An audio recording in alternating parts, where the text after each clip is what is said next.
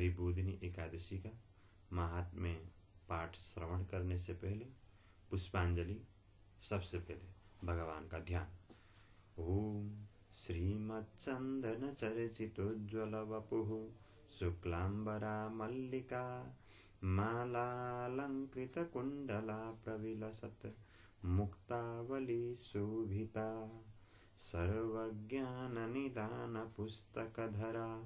रुद्राक्षमालाकरा वाग्देवी वदनाम्बुजे वसतु मे त्रैलोक्यमाता चिरम् अमरी कबरी भार भ्रमरी मुखरी कृतं दूरीकरोतु दूरितं गौरी चरण पंकजम् अविरल मदजल निवहं भ्रमरकुलानीक सेवित कपोलम् अभिमत फलदातारं कामेशं गणपतिं वन्दे। मूकं करोति वाचालं पंगुं लंघयते गिरिं यत्कृपातमहं वन्दे परमानन्दमाधवं सच्चिदानन्दरूपाय विश्वोत्पत्त्यादिहेतवे तापत्रयविनाशाय श्रीकृष्णाय वयं नुमः। नारायणं नमस्कृत्य नरं चैव नरोत्तमं देवीं सरस्वतीं व्यासं ततो जयमुदीरयेत्। आइए अब सबसे पहले कार्तिक मास की शुक्ल पक्ष की एकादशी अर्थात देव उठनी एकादशी अथवा हरिबोधिनी एकादशी, संस्कृत में हरिबोधिनी एकादशी, हिंदी में देव उठनी एकादशी, यह नाम से प्रसिद्ध है। कार्तिक मास की शुक्ल पक्ष की एकादशी का कथा। ब्रह्मोवाच प्रबोधिन्यास्य माहात्म्यं पापघ्नं पुण्यवर्धनं मुक्तिप्रदं सुबुद्धीनां शृणुष्व मुनिसत्तमा। तावद् गर्जति विप्रेन्द्र गंगा भागीरथीक्षितौ यावन्नायाति पापघ्ने कार्तिके हरिबोधिनी तावद् गर्जन्ति तीर्थानि या समुद्रं सरांसि च यावत् प्रबोधिनी विष्णोस्तिथिर्नायाति कार्तिकी अश्वमेधसहस्राणि राजसूय शतानि च एकेनैवोपवासेन प्रबोधिन्यां लभेन्नरः। नारद उवाच एकभुक्तेन किं पुण्यं नक्तभोजने उपवासेन किं पुण्यं तन्मे ब्रूहि पितामह। ब्रह्मोवाच एकभुक्तेन जन्मोत्थं नक्तेन द्विजनुर्भवम् सप्तजन्मभवं पापमुपवासेन नश्यति यद्दुर्लभं यदप्राप्यं त्रैलोक्येन तु गोचरं यदप्यप्रार्थितं पुत्र ददाति हरिबोधिनी मेरुमन्दरमात्राणि पापान्युग्राणि यानि तु एकेनैवोपवासेन दहते पापहारिणि पूर्वजन्मसहस्रेस्तु यद्दुष्कर्म उपार्जितं जागरेण प्रबोधिन्यां दहते तुलराशिवत्। उपवासं प्रबोधिन्यां यः करोति स्वभावतः विधिवन्मुनिशार्दूल यथोक्तं लभते फलं यथोक्तं सुकृतं यस्तु विधिवत् कुरुते नरः। स्वल्पं मुनिवरश्रेष्ठ मेरुतुल्यं भवेत् फलं विधिहीनं तु यः कुर्यात् सुकृतं मेरुमात्रकम् अणुमात्रं न चाप्नोति फलं धर्मस्य नारद। संध्याहीने व्रतभ्रष्टे नास्तिके वेदनिन्दके नैतेषां तिष्ठते देहे धर्मशास्त्रविदूषके परदाररते मूर्खे कृतघ्ने वञ्चके तथा धर्मो न तिष्ठते देहे एतेषामपि देहिनां। ब्राह्मणो वा अपि शूद्रो वा सेवते परयोषितं ब्राह्मणीं च विशेषेण चाण्डालसदृशा बुभौ सभर्तृकां वा विधवां ब्राह्मणीं ब्राह्मणो यदि सेवते मुनिशार्दूल सान्वयो याति संशयं परदाराभिगमनं कुरुते यो द्विजाधम सन्ततिर्न भवेत् तस्य फलं जन्मार्जितं न हि गुरुणा सह विप्रैश्च योऽहङ्कारेण वर्तते सुकृतं नश्यते शीघ्रं धनं नाप्नोति सन्ततिम् आचारभ्रष्टदेहानां वृषलीगामिनां तथा दुर्जनं सेवमानानां धर्मस्तेषां पराङ्मुखः पतितैः सह सङ्गं च तद्गृहे गमनं तथा ये कुर्वन्ति नृपश्रेष्ठ ते गच्छन्ति यमालये धर्मो नष्टो नृणां येषां स्वागतासनभोजनैः तेषां वै नश्यते वत्स कीर्तिरायुः प्रजासुखं साधूनामपमानं तु ये कुर्वन्ति नराधमः त्रिवर्गफलहीनास्ते दह्यन्ते नरकाग्निना कृत्वावमानं साधूनां ये रिष्यन्ति नराधमः वारयन्ति न ये मूढास्ते पश्यन्ति कुलक्षयम् आचारभ्रष्टदेहस्य पिशुनस्य शठस्य च ददतो जुह्वतो वापि गतिस्तस्य न विद्यते तस्मान्नत्वा चरेत् किञ्चिदशुभं लोकगर्हितम् सदाचारवता भाव्यं यथा धर्मो न नश्यति ये ध्यायन्ति मनोवृत्त्या करिष्यामः प्रबोधिनीं तेषां विलीयते पापं पूर्वजन्मसत्वद्भवं समतीतं भविष्यं च वर्तमानं कुलायुतं विष्णुलोकं नयत्यासु प्रबोधिन्यां तु जागरे वसन्ति पितरोरिष्टा विष्णुलोकेत्यलङ्कृताः विमुक्ता नारकै दुःखै पूर्वकर्मसमुद्भवे कृत्वा तु पातकं घोरं ब्रह्महत्यादिकं नरः कृत्वा तु जागरं विष्णोर्धौतपापो भवेन्मुने दुष्प्राप्यं यत्फलं रम्यै ह्रस्वमेधादिभिर्मखै प्राप्यते तत्सुखेनैव प्रबोधिन्यां तु जागरे आप्लुत्य सर्वतीर्थेषु दत्त्वा गाः काञ्चनं महिं न तत्फलमवाप्नोति यत् कृत्वा जागरं हरेः जातः स एव सुकृती कुलं तेनैव पावितं कार्तिके मुनिशार्दूल कृतायेन प्रबोधिनी यथा ध्रुवं नृणां मृत्युर्धननाशस्तथा ध्रुवम् इति ज्ञात्वा मुनिश्रेष्ठ कर्तव्यं वैष्णवं दिनं यानि कानि च तीर्थानि त्रैलोक्ये सम्भवन्ति च तानि तस्य गृहे सम्यक् यः करोति प्रबोधिनीम् सर्वकृत्यं परित्यज्य तुष्ट्यर्थं चक्रपाणिनः उपोष्यैकादशी रम्या कार्तिके हरिबोधिनी स ज्ञानी स च योगी च स तपस्वी जितेन्द्रियः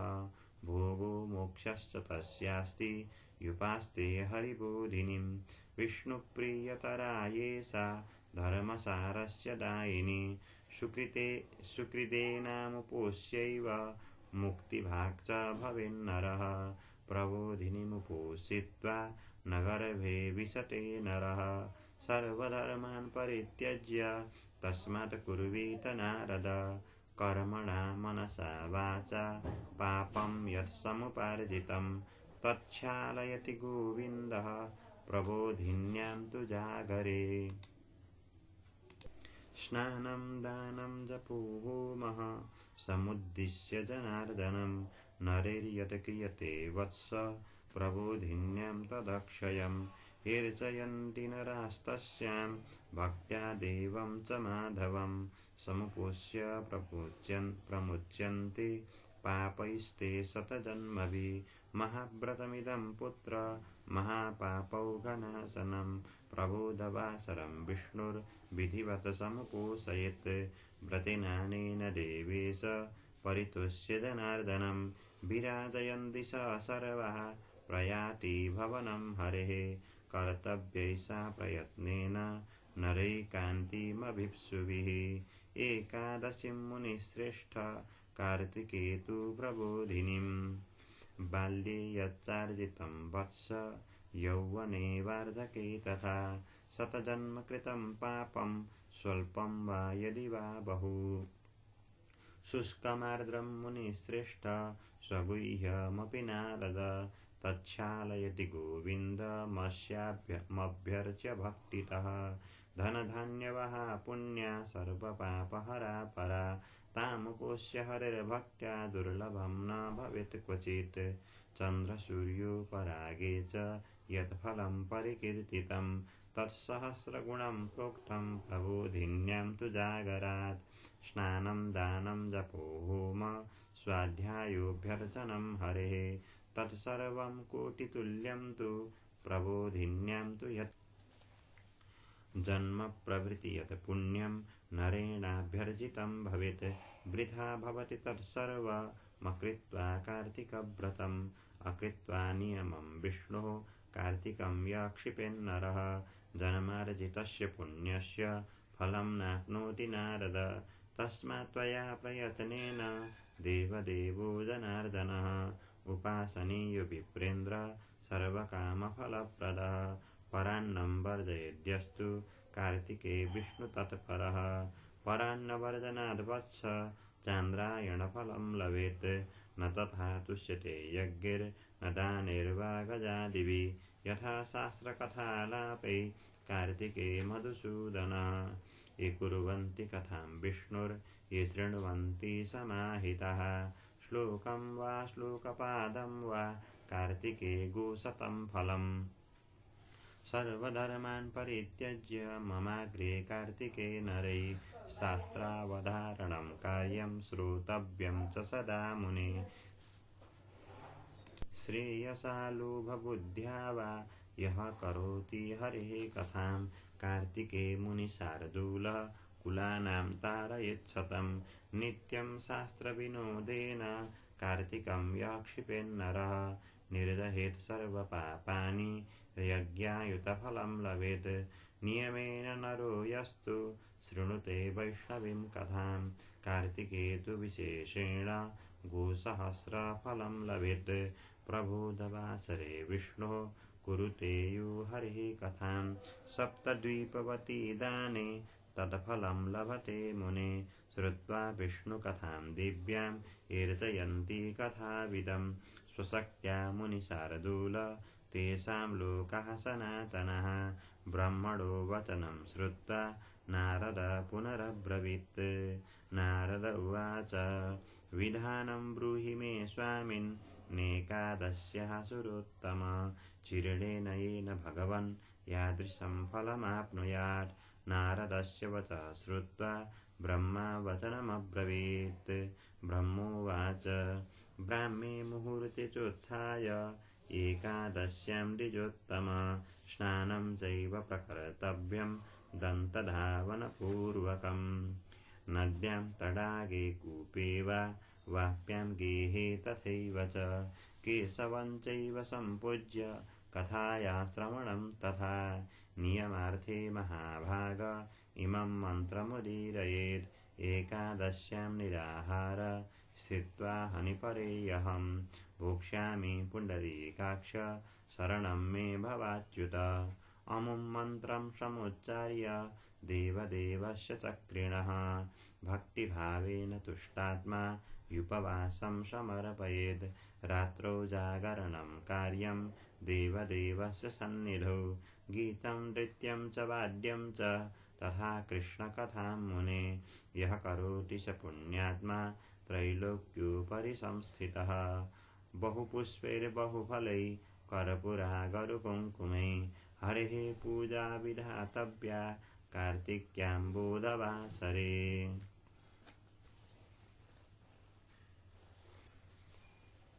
वित्तसाठ्यं न कर्तव्यं सम्प्राप्ते हरिवासरे यस्मात् पुण्यमसङ्ख्यातं प्राप्यते मुनिसत्तम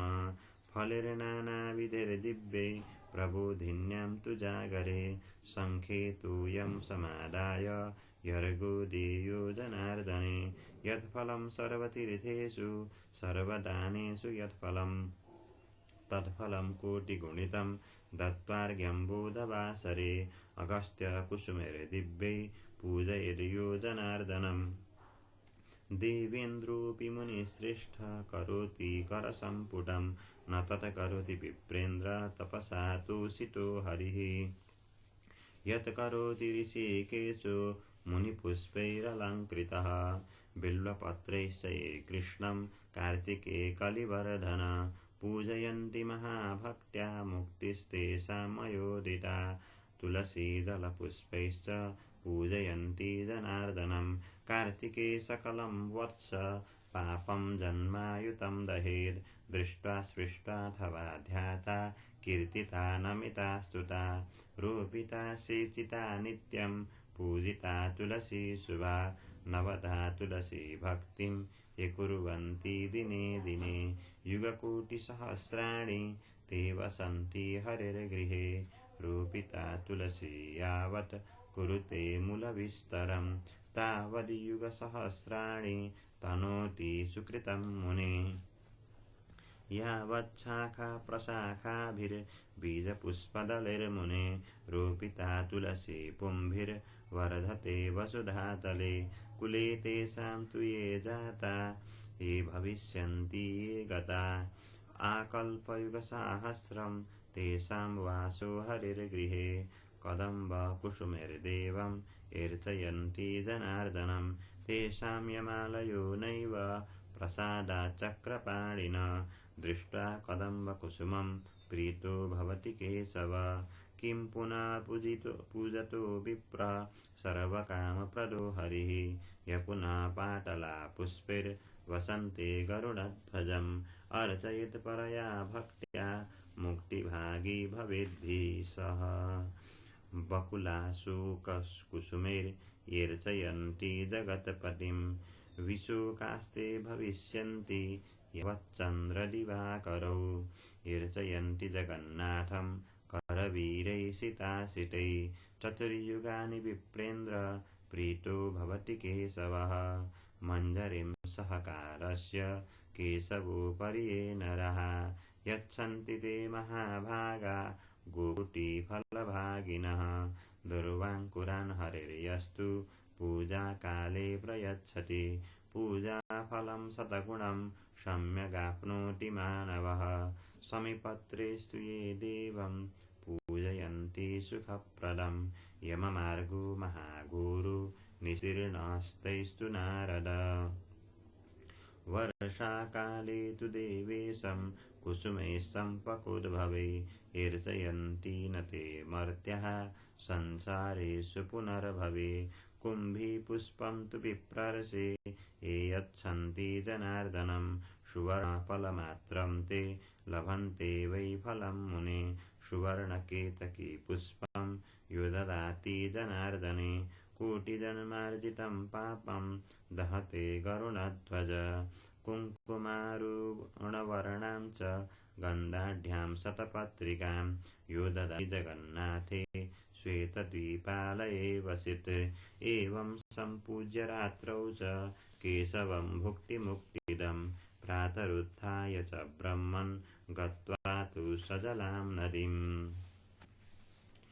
तत्र स्नात्वा जपित्वा च कृत्वा पूर्वाण्यकिः क्रियः गृहे गत्वा च सम्पूज्य केशवो विधिवन्नरैः व्रतस्य पूरणार्थाय ब्राह्मणान् भोजयेत् सुधिः क्षमापयेच्च शिरसा भक्तियुक्तेन चेतसा गुरुपूजा ततः कार्या भोजनाच्छादनादिभिः दक्षिणा चापि दातव्या तुष्ट्यर्थं चक्रपाणिनः भूयसी चैव दातव्या ब्राह्मणेभ्यः प्रयत्नतः नियमश्चैव सन्त्याज्यो ब्राह्मणाग्रे प्रयत्नतः कथयित्वा द्विजेभ्यस्तद्दद्याच्छक्त्या च दक्षिणाम्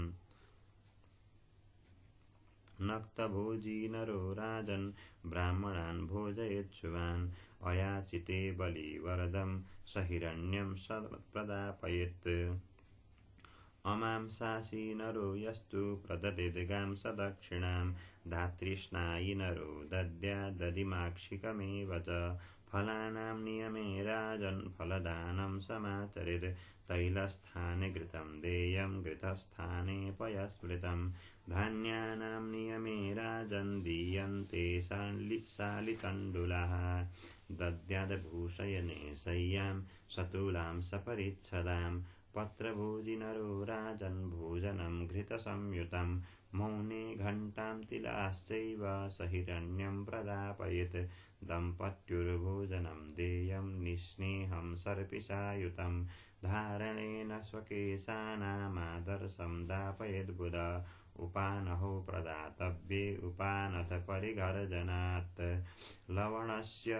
च सन्त्यागे शर्करां च प्रदापयेत् नित्यं दीपप्रदेयस्तु विष्णुर्वा विबुधालये सदीपं सकृतं ताम्रं काञ्चनं वा दशायुतं प्रदद्याद्विष्णुभक्ताय सम्पूर्णव्रतहेतवे एकान्तरोपवासे तु कुम्भानष्टौ प्रदापयेत् सवस्त्रान् काञ्चनोपेतान् सर्वान् माला सालङ्कृतांशुवान् सर्वेषामप्यलाभे तु यथोक्तकरणं विना द्विजवाक्यं स्मृतं राजन् सम्पूर्णव्रतसिद्धिदम्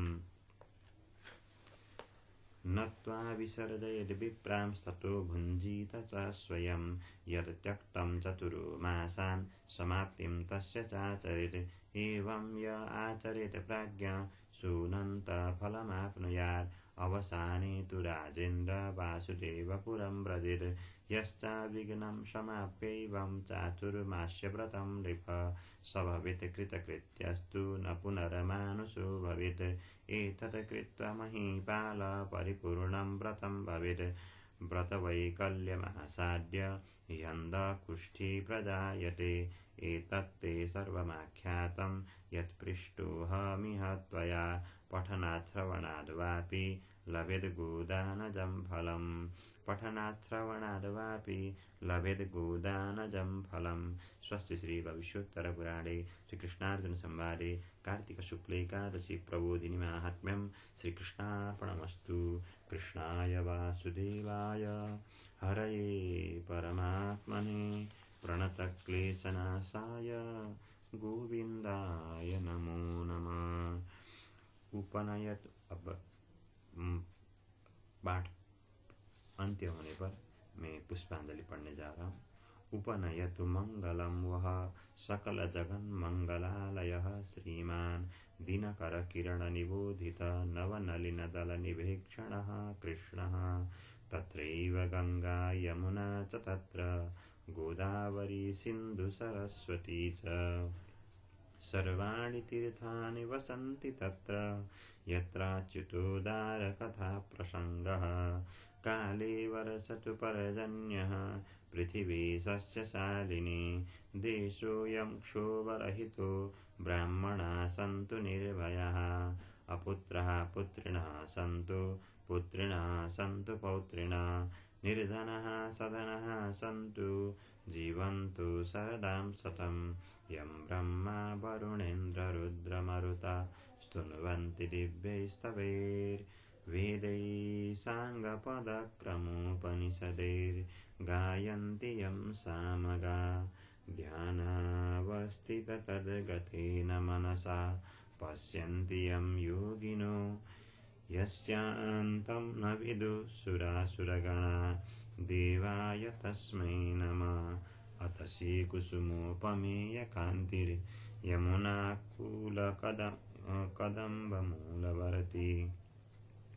नवगोपवधूविलासशाली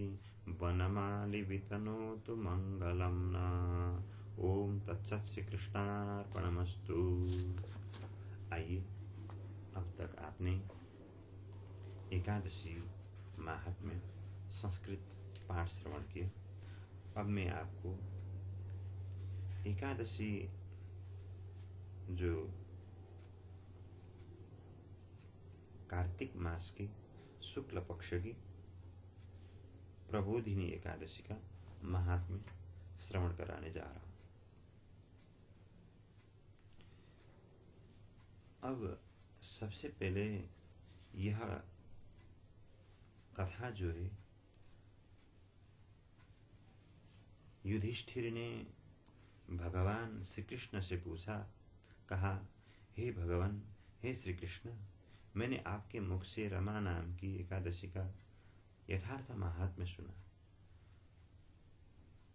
अब हे भगवान, मुझे कार्तिक मास के शुक्ल पक्ष में जो एकादशी तिथि होती है उसकी महिमा बताइए। ऐसा युधिष्ठिर के पूछे जाने पर भगवान श्री कृष्ण ने कहा, हे राजन, हे युधिष्ठिर, कार्तिक मास के शुक्ल पक्ष में जो एकादशी है उसका जैसा वर्णन लोक सृष्टा ब्रह्मा जी ने अपने मानस पुत्र नारद जी से किया था, मैं वही महात्म्य तुम्हें बतलाता हूँ। नारद जी ने कहा, अपने पिता मानस पुत्र थे ब्रह्मा के, इसलिए अपने पिता से नारद जी ने पूछा कि पिताजी, जिसमें धर्म कर्म में प्रवृत्ति कराने वाले भगवान गोविंद जागते हैं, उस प्रबोधिनी एकादशी का महात्म्य मुझे बताइए। ऐसा नारद के पूछे जाने पर ब्रह्मा जी ने कहा, हे मुनिश्रेष्ठ नारद, प्रबोधिनी का महात्म्य अर्थात देव उठनी हरिबोधिनी एकादशी का महात्म्य पाप का नाश करने वाला, पुण्य को बढ़ाने वाला तथा उत्तम बुद्धि वाले पुरुषों को मोक्ष प्रदान करने वाला है। समुद्र से लेकर सरोवर तक जितने भी तीर्थ हैं वे सभी अपने महात्म्य की तभी तक गर्जना करते हैं जब तक कि कार्तिक मास में भगवान विष्णु की प्रबोधिनी तिथि नहीं आ जाती, अर्थात हरिबोधिनी तिथि, हरिबोधिनी एकादशी नहीं आती। हरिबोधिनी एकादशी को एक ही उपवास कर लेने से मनुष्य 1000 अश्वमेध तथा 100 राजस्व यज्ञ का फल पा लेता है। एक अश्वमेध यज्ञ करना मनुष्य के बस की बात नहीं है, क्योंकि उसके लिए अन्न अनाज से लेकर सब कुछ और ब्राह्मण और यज्ञ का भूमि आदि इत्यादि सब बात ठीक से तैयार करना होता है, ठीक तरीके से उसकी अन्न की उपजनी करनी होती है। इसलिए अश्वमेध कठिन है, उससे भी ज़्यादा कठिन राजसूय यज्ञ है। तो वो तो कर नहीं सकते, तो फिर प्रबोधिनी हरिबोधिनी एकादशी का व्रत कर लो, उसका फल मिल जाता है। अरे नारद, जो दुर्लभ है, जिसकी प्राप्ति असंभव है तथा जिसे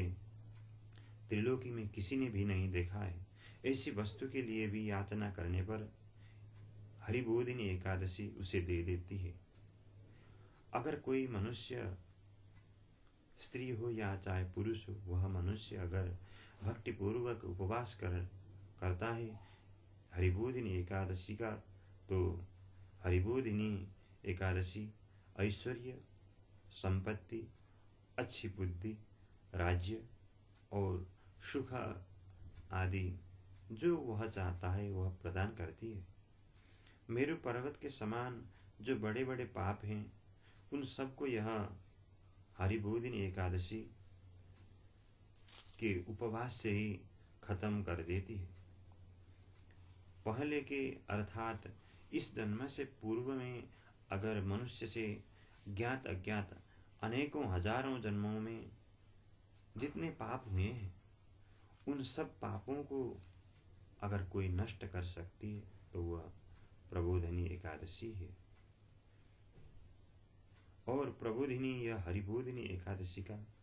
रात्रि का जागरण अगर कोई करता है तो जैसे रुई की ढेरी के समान पाप नष्ट हो जाएंगे। जैसे रुई की ढेर में आग लगाने पर एक क्षण में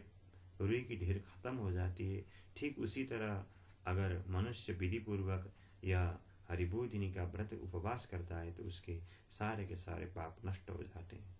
जो लोग हरिबोधिनी एकादशी का मन से ध्यान करते तथा जो के यह हरिबोधिनी एकादशी का व्रत का अनुष्ठान करते हैं, उनके पितृ आदि दिव्य जो पितृ हैं वो नरक में दुखों से छुटकारा पाकर भगवान श्री हरि के परम धाम को प्राप्त हो जाते हैं। हे नारद, अश्वमेध आदि यज्ञों से भी जिस फल की प्राप्ति कठिन है, वह हरिबोधिनी एकादशी को जागरण करने से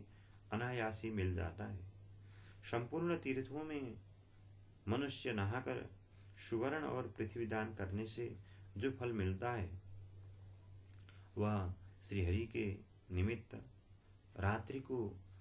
हरिबोधिनी एकादशी के दिन रात्रि को जागरण करने मात्र से मनुष्य प्राप्त कर लेता है। जैसे मनुष्यों के लिए मृत्यु अनिवार्य है, उसी प्रकार धन संपत्ति मात्र भी क्षणभंगुर है, आज है कल नहीं हो सकती। क्योंकि आपके पास धन संपत्ति आज आपने उपार्जन किया, कमा लिया, पर आपके रहते रहते कभी खत्म हो जाएगी, या आपके चले जाने पर, या आपके चले जाने कुछ समय के बाद वह धन संपत्ति वैभव नष्ट हो जाती है। ऐसा मनुष्य को विचार करना चाहिए और इस एकादशी का व्रत करना चाहिए, क्योंकि आपने जो कमाया है वो तो इस लोक में ही चलता है। जैसे अगर आप एक देश में, जिस देश में रह रहे हैं, तो उस देश का मुद्रा जो पैसा है वो तो उस देश में ज़्यादा चलेगा, पर और देश में, हर कोई देश में नहीं चलता है, क्योंकि वह मुद्रा जो पैसा है वो उसी देश के लिए है। ठीक इसी तरह मनुष्य ने इस संसार में आकर यह सारा संसार का जो मुद्रा पैसा कमाया है वह भगवान के लोक में और यमराज के लोक में नहीं चलता है। यहाँ आपके पास एक मकान भर हीरा, सोना, जेवरात आदि हो तो भी उसको देखकर यमराज आपको मोक्ष नहीं दे सकते, और भगवान उसको देखकर आपको नरक में नहीं फेंक सकते और मोक्ष नहीं दे सकते। इसलिए वहाँ के लिए जो मुद्रा है वह प्रचलन में आती है, तो वह मुद्रा है केवल पुण्य, और वह पुण्य है श्री हरि का गुणगान, श्री हरि का व्रत, श्री हरि का नामोपासना, नाम का जप, यही उस लोक में चलती है। जैसे आप अमेरिका जाओगे तो अमेरिका में जो मुद्रा चलती है वह मुद्रा संसार भर चलती है, पर आपका देश का मुद्रा संसार भर नहीं चलती। इसी तरह भगवान के देश का मुद्रा, भगवान का धाम का मुद्रा संसार में चलती है, पर यहाँ का मुद्रा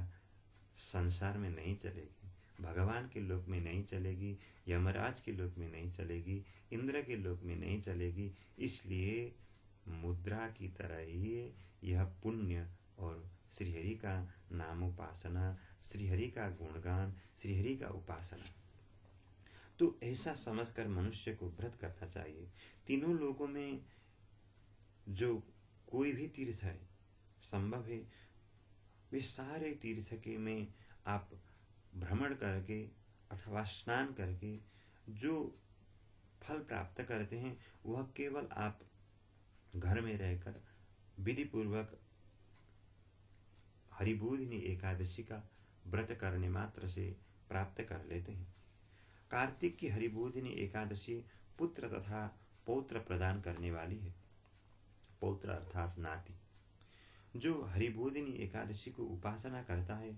वही ज्ञानी है, वही योगी है, वही तपस्वी है, वही जितेंद्रिय है, तथा उसी को भोग और मोक्ष की प्राप्ति होती है। उसी को यह सारा संसार में ऐश्वर्य आदि भी प्राप्त होंगे और अंत में मोक्ष भी प्राप्त होगी। क्योंकि हे नारद, हरिबोधिनी एकादशी को भगवान विष्णु के उद्देश्य से मानव जो स्नान करेगा, दान करेगा, जप करेगा और हवन करेगा अग्नि में, वह सब अक्षय हो जाता है। जो मनुष्य उस तिथि को उपवास करके भगवान श्रीहरि की, भगवान माधव की भक्ति पूर्वक पूजा करते हैं, वे 100 जन्मों के पापों से छुटकारा पा जाते हैं। इस व्रत के द्वारा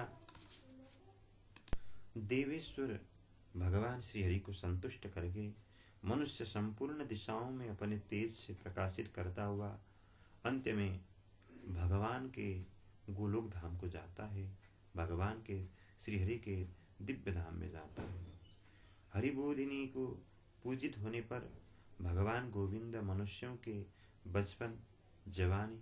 और बुढ़ापे में किए हुए 100 जन्मों के पापों को, चाहे वे अधिक हो या कम हो, जितने भी हो, जैसे भी हो, सब के सब धो डालते हैं, वह बाकी नहीं रहता। अतः सर्वथा मनुष्य को चाहिए कि प्रयत्न करके भी मनोवांछित फलों को देने वाले देवादिदेव जनार्दन की उपासना करनी चाहिए। हे नारद, जो भगवान विष्णु के भजन में तत्पर होकर कार्तिक में दूसरे के अन्न का त्याग करता है, वह चांद्रायण व्रत का फल पाता है। जो प्रतिदिन शास्त्रीय चर्चा से मनोरंजन करते हुए, अर्थात शास्त्रों के चर्चा से मनोरंजन करते हुए कार्तिक मास व्यतीत करता है, वह अपने संपूर्ण पापों को जला डालता है और 10,000 यज्ञों का फल प्राप्त करता है। कार्तिक मास में शास्त्रीय कथा के कहने पर और सुनने पर से भगवान मधुसूदन को जैसा संतोष होता है, संतुष्ट होते हैं, वैसा उन्हें यज्ञ करने से, दान करने से अथवा जप आदि करने से नहीं होता। तो यहाँ पर एक प्रश्न खड़ा हो सकता है कि यज्ञ, दान अथवा जप करने से वे संतुष्ट नहीं होते जितने शास्त्रीय कथा के श्रवण से होते हैं। इसका तात्पर्य क्या है कि ये कार्य जो है, यज्ञ करना, दान करना और जप करना, यज्ञ में क्या होगा कि जितने भी सामग्री आएंगे वे सामग्री कहीं ना कहीं से दूषित हो सकते हैं। तो दूषित सामग्री होंगे तो यज्ञ का पूरा फल नहीं मिलेगा। दान करोगे तो सुपात्र को दान करोगे या नहीं करोगे, वे भी देखना है। और दान करने से पूर्व, दान करते वक्त जो सामग्री है वो जैसा शास्त्र ने बताया वैसा है या नहीं, इसके कारण भी है। और जब में एकांत में होती है, जब एकांत में जब जप करते हैं तो मन नहीं लगती किसी की, मन कहाँ कहाँ पर अपने श्रीमान को श्रीमती पर और श्रीमती को श्रीमान पर और बेटे और बेटियां पर मन चली जाती है, तो एक चित्त नहीं होती। इसलिए कहा कि शास्त्रीय कथा के श्रवण से, भगवान के कथा के श्रवण से इसलिए कहा क्योंकि अगर मन श्रवण करने में तो कान उधर जाएगा तो मन को भी उधर ही मनुष्य ले जा सकता है। इसलिए जब करने से भी, आदि से भी जो फल नहीं प्राप्त होता, अर्थात एकाग्र नहीं है, तो शास्त्रीय कथा के श्रवण करने से वो भगवान श्री हरि संतुष्ट हो जाते। जो शुभ कर्म मनुष्य करता है कार्तिक मास में, अथवा एक या आधा श्लोक भी भगवान श्री विष्णु की कथा कहता है, उसे 100 गोदान का फल प्राप्त होता है। हे नारद, कार्तिक में भगवान केशव के सामने शास्त्र का स्वाध्याय तथा श्रवण करना चाहिए। हे मुनि नारद, जो कार्तिक में कल्याण प्राप्ति के लोभ से श्री हरि की कथा का प्रबंध करता है, वह अपनी 100 पीढ़ियों को तार देता है। जो मनुष्य सदा नियम पूर्वक कार्तिक मास में भगवान विष्णु की कथा सुनता है, उसे 1000 गोदान का फल प्राप्त होता है। जो हरिबोधिनी एकादशी के दिन श्री विष्णु की कथा का श्रवण करता है, उसे 7 द्वीपों से युक्त पृथ्वी दान करने का फल प्राप्त होता है। हे नारद, जो भगवान श्री हरि की, विष्णु की, कृष्ण की, राम की कथा सुनकर अपनी शक्ति के अनुसार कथावाचक की पूजा करते हैं, उन्हें अक्षय लोक की प्राप्ति होती है। हे नारद, जो मनुष्य कार्तिक मास में भगवत संबंधी गीत और शास्त्र विनोद के द्वारा समय बिताता है, उसकी पुनरावृत्ति मैंने नहीं देखी है। हे मुनि नारद, जो पुण्यात्मा पुरुष भगवान के समक्ष गान करता, नृत्य करता, बाजे आदि बजाता हुआ और श्रीहरि की कथा का श्रवण करता अथवा गाता हुआ, वह मनुष्य तीनों लोकों के ऊपर विराजमान होता है। हे नारद, कार्तिक की हरिबोधिनी एकादशी के दिन बहुत से फल फूल कपूर अर्गजा और कुमकुम के द्वारा श्रीहरि की पूजा करनी चाहिए। एकादशी की आने पर धन की कंजूसी नहीं करनी चाहिए, क्योंकि उस दिन दान आदि करने से असंख्य पुण्य की प्राप्ति होती है। हरिबोधिनी को जागरण के समय शंख में जल लेकर तथा फल तथा नाना प्रकार के द्रव्यों के साथ भगवान श्री जनार्दन को अर्घ्य देना चाहिए। संपूर्ण तीर्थों में स्नान करने से और सब प्रकार के दान देने से जो फल मिलता है, वही फल हरिबोधिनी एकादशी को श्री हरि को अर्घ्य देने से करोड़ गुना हो जाते हैं। अगर संभव न हो तो एक अर्घ्य में जल डालें और जल में तुलसी के पत्ते रखकर एक फल हो तो एक फल रखें और भगवान श्री हरि को ओम नमो भगवते वासुदेवाय यही मंत्र जप करके आप अर्घ्य दे सकते हैं, नहीं आता है तो। और हे नारद, अर्घ्य के पश्चात भोजन और आच्छादन और दक्षिणा आदि के द्वारा भगवान विष्णु की प्रसन्नता के लिए गुरु की पूजा करनी चाहिए। जो मनुष्य उस दिन श्रीमद् भागवत की कथा सुनता है अथवा पुराण का पाठ करता है, उसे एक एक अक्षर पर कपिला गौ का दान करने का जो फल मिलता है, वही फल प्राप्त होता है। इसलिए श्रीमद् भागवत की पाठ भी करनी चाहिए। आपको नहीं आती तो आपने कहीं न कहीं यह श्लोक तो अवश्य सुना है कि कृष्णाय वासुदेवाय हरये परमात्मने प्रणतक्लेशनाशाय गोविंदाय नमो नमः, यही एक श्लोक आप पाठ कर सकते हैं। तो हे नारद, कार्तिक में जो मनुष्य अपनी शक्ति के अनुसार शास्त्रोक्त रीति से यह वैष्णव एकादशी का व्रत का पालन करता है, उसकी मुक्ति अविचल होती है। केतकी पुष्प के एक पत्ते से पूजित होने पर भगवान गरुड़ध्वज श्रीहरि 1000 वर्ष तक अत्यंत तृप्त रहते हैं। हे नारद, जो अगस्त के फूल से भगवान जनार्दन की पूजा करते हैं, उसके दर्शन मात्र से नरक की आग बुझ जाती है। जो कार्तिक में भगवान जनार्दन को तुलसी के पत्र और पुष्प अर्पण करते हैं, उनका जन्म भर का किया हुआ सारा पाप नष्ट हो जाता है। हे नारद, जो प्रतिदिन दर्शन स्पर्श ध्यान नाम कीर्तन स्तवन अर्पण सेचन नित्य पूजन तथा नमस्कार के द्वारा तुलसी में 9 प्रकार की भक्ति करते हैं, वे कोटि सहस्त्र युगों तक पुण्य का विस्तार करते हैं। नवधा तुलसी भक्तिम ये कुर्वन्ति दिने दिने युग कोटि सहस्राणि तन्वन्ति सुकृतम मुने। हे नारद, सब प्रकार के फूलों और पत्तों जो फल होता है, वह कार्तिक मास में तुलसी के एक पत्ते से मिल जाता है। कार्तिक आया देख प्रतिदिन नियम पूर्वक तुलसी के कोमल पत्तों से श्री हरि की पूजन करना चाहिए। 100 यज्ञों द्वारा देवताओं का यजन करने और अनेक प्रकार के दान देने से जो पुण्य होता है, वह कार्तिक में तुलसी दल मात्र से श्री हरि की पूजा करने पर प्राप्त हो जाती है। दान आदि करना अथवा हवन आदि करना संभव न हो तो मनुष्य के लिए भगवान ने इतना सरल उपाय किया है कि आपके पास आषाढ़ मास में जो तुलसी आपने बोई थी, वही तुलसी की पत्ते से भगवान को समर्पण करें तो दान करना हवन करना संभव न हो तो इसी से भगवान तृप्त हो जाते हैं। और तिल तो हर कहीं प्राप्त होती है। तिल और तुलसी पत्र से भगवान की अर्चना करने पर भगवान पूरी तरह प्रसन्न हो जाते हैं।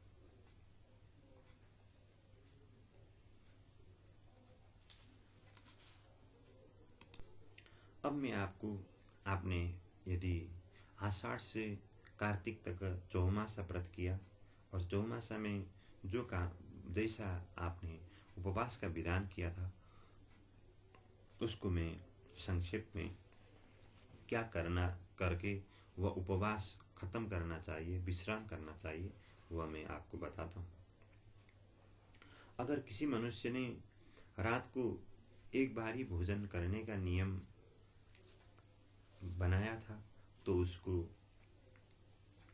चाहिए कि किसी ब्राह्मण को बुलाकर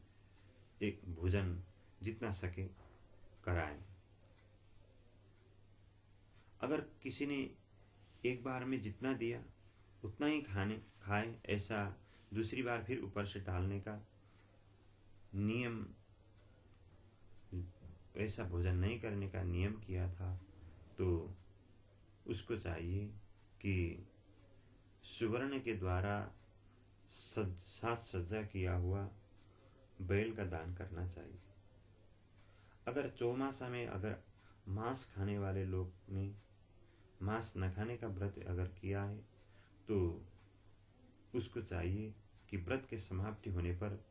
दक्षिणा के साथ गाय की दान करनी चाहिए। अमाम सासी नरो यस्तु प्रदरित गाम सदक्षिणा। इसी तरह चौमासा भर जिस मनुष्य ने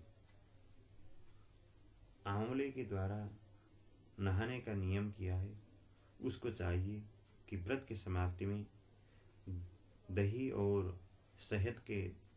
की दान करनी चाहिए। इसी तरह किसी ने चौमासा भर फलाहारी किया हो तो उसको चाहिए कि चौमासा के अंत में फल की दान करनी चाहिए। अगर तेल की दान जहाँ लिखा हो तो उसकी जगह घी की दान करें, और घी की दान की जगह दूध की दान भी कर सकते हैं। जहाँ धान देना हो, धान की दान कहा हो, उसमें छोटे से चावल की दान करनी चाहिए। इसी तरह जिसने चारपाई अर्थात पलंग पर न सोए और जमीन पर ही सोने का नियम किया हो चौमासा में, तो उसको चाहिए कि व्रत के समाप्ति पर एक पलंग सहित और पलंग में गद्दा आदि के सहित उसकी दान करें। इसी तरह चौमासा पर जिसने पत्तल पर अर्थात पात में ही भोजन करने का नियम किया तो उसको चाहिए कि घी के साथ भोजन दान करें। इसी तरह जिसने चौमासा भर मौन व्रत लिया उसको चाहिए कि उसकी व्रत की समाप्ति पर तिल और स्वर्ण के प्रतिमा के सहित घंटी का दान करना चाहिए। इसी तरह जिसने चौमासा भर घी, तेल आदि अभक्षण अर्थात न खाने का नियम किया हो तो उसको चाहिए कि चौमासा के समाप्त होने पर ब्राह्मण के दंपति पति पत्नी को घी के साथ भोजन कराना चाहिए। चौमासा भर जिसने नाखून, केस आदि को नहीं काटा है तो उसको चाहिए कि व्रत की समाप्ति पर दक्षिणा सहित शीशा का दान करना चाहिए। इसी तरह जिसने चौमासा भर जूते नहीं पहना ऐसा नियम किया हो तो उसको चाहिए कि चौमासा के खत्म होने पर एक जोड़ जूते की दान करना चाहिए। इसी तरह जिसने चौमासा भर नमक न खाने का नियम किया हो तो उसको चाहिए कि चौमासा के अंत में उसको चीनी की दान करनी चाहिए। इसी तरह जिसने चौमासा भर भगवान श्री के मंदिर में या किसी देवता के मंदिर में निरंतर दीप जलाया रखा हो तो उसको व्रत समाप्ति में घी से युक्त होने हुआ एक दीपक का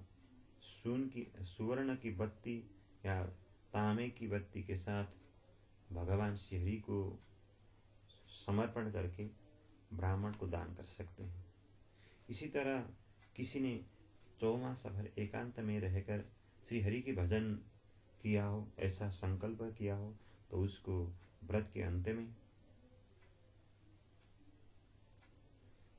अत्यंत श्रृंगार करके अच्छे अच्छे सुवर्ण के प्रतिमा के साथ अच्छे सुगंध आने वाले 8 घड़े के दान करना चाहिए, अर्थात कुंभ घड़े का दान करना चाहिए। अगर आपको ये जो है वह प्राप्त न हो, तो ये प्राप्त न होने पर आपको क्या करें? तो ऐसा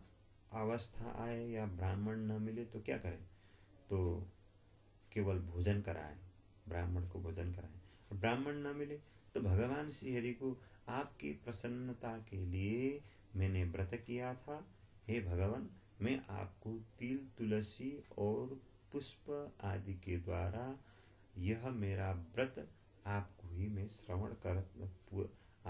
समर्पण करता हूँ, और आप मुझे आशीर्वाद दीजिए ताकि मैं अपने मनोवांछित फल प्राप्त कर सकूं। ऐसा कहना चाहिए भगवान श्री हरि के आगे। उसके बाद अगर आपने ब्राह्मण को बुलाया है तो ब्राह्मण को जो देना था वो दान आदि करके ब्राह्मण से आशीर्वचन लेकर उनको विदा करें और आप स्वयं भोजन करें। इस प्रकार जिस मनुष्य ने चौमासा भर जिस वस्तु की त्याग किया है, उसको चौमासा के खत्म होने पर उसकी जो कार्य है वह करें। कि अगर शाक आदि सब्जी आदि त्याग किया हो तो ब्राह्मण का ही भोजन कराना चाहिए। तो इस तरह से भगवान कहते हैं कि एवं यह आचरित प्राज्ञा सोनंत फलमाप्नुयात् अवसाने तु राजेंद्र वासुदेवपुरम व्रजेत। इस प्रकार जो मनुष्य चौमासा का व्रत जो सामर्थ्य के द्वारा एकादशी का व्रत, चौमासा का व्रत जो करता है, तो उसके देह के अंत्य होने पर, देह नष्ट होने पर, इस सारा संसार से जब वह जाएगा तो वह सीधे भगवान श्री हरि के, भगवान श्री कृष्ण के घर में जाएगा। भगवान के श्री विग्रह जहाँ विराजमान होते हैं, ऐसे घर में वह एतत्ते सर्वमाख्यातं यत्पृष्टुहं यत्त्वया पठनात् श्रवणाद् वापि भवेत् गोदानजं फलम। हे राजन युधिष्ठिर, यहाँ पर तुमने जो प्रश्न किया था मुझसे, वे सब के सब मैंने अच्छी तरह से बता दिया है। मनुष्य को चाहिए कि एकादशी का व्रत अवश्य करें और कथा श्रवण करें, और कथा श्रवण करने पर आपको 1000 गोदान का जो फल मिलता है वही फल आपको भी मिलेगा। इसलिए मनुष्य को चाहिए